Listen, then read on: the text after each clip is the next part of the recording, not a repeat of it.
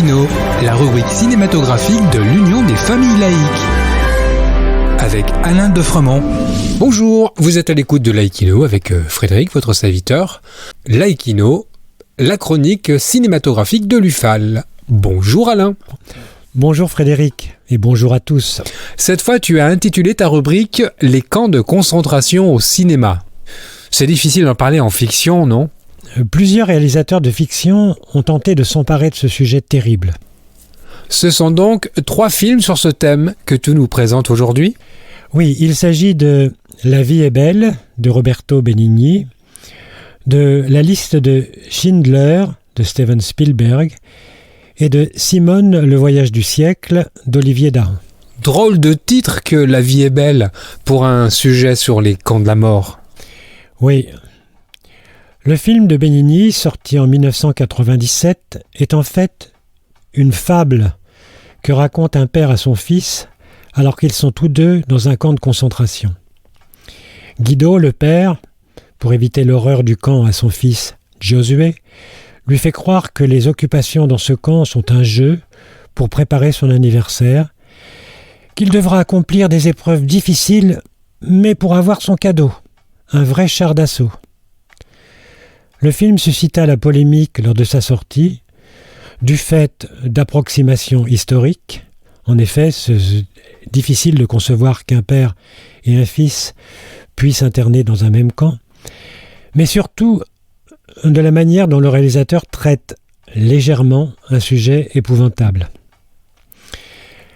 La liste de Schindler, réalisée par Steven Spielberg en 1993, s'inspire de faits réels. Oskar Schindler, riche industriel allemand, proche des nazis, a réussi à sauver plus de 1000 juifs en les embauchant à bas coût dans ses usines afin de les soustraire à la déportation et au camp de la mort. Ce film est tourné en noir et blanc et le camp de la mort n'est représenté que par ellipses. Y a-t-il un interdit moral et éthique de la représentation des camps de concentration ? Voilà la question qui anima les débats autour de ce film.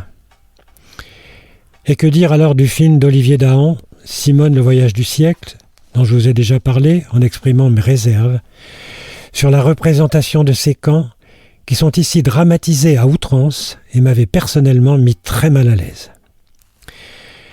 Je vais revenir sur le film de Steven Spielberg. Lors de la sortie du film La liste de Schindler, Claude Lanzmann, réalisateur du documentaire Shoah en 1985, a publié dans une édition du Monde l'article suivant. L'Holocauste est d'abord unique, en ceci qu'il édifie autour de lui un cercle de flammes, la limite à ne pas franchir parce qu'un certain absolu de l'horreur est intransmissible. Prétendre le faire, c'est se rendre coupable de la transgression la plus grave. La fiction est une transgression.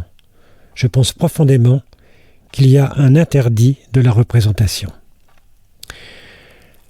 L'historien israélien Tom Segev abonda dans le sens de Lanzmann en disant « Je pense que l'Holocauste n'a pas besoin d'être dramatisé. Il est un drame en soi et cela nous suffit. » Pour ma part, je pense qu'il n'y a pas de dramatisation dans le film de Benigni, car le réalisateur part du principe que nous connaissons l'horreur des camps.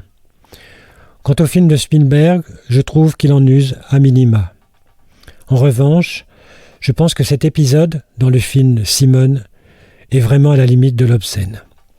Mais ce n'est que mon avis. Voyez ou revoyez ces 3 films pour vous faire une opinion. Merci Alain, et à bientôt. En attendant de nous retrouver, n'oubliez pas notre émission de balado-diffusion sur laicidad.ufal.org ainsi que sur notre site ufal.org.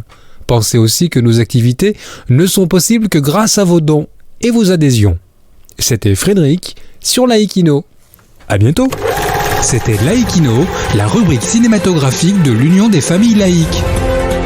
Retrouvez toutes nos rubriques Laïkino et l'ensemble de nos balados-diffusions sur lufal.org.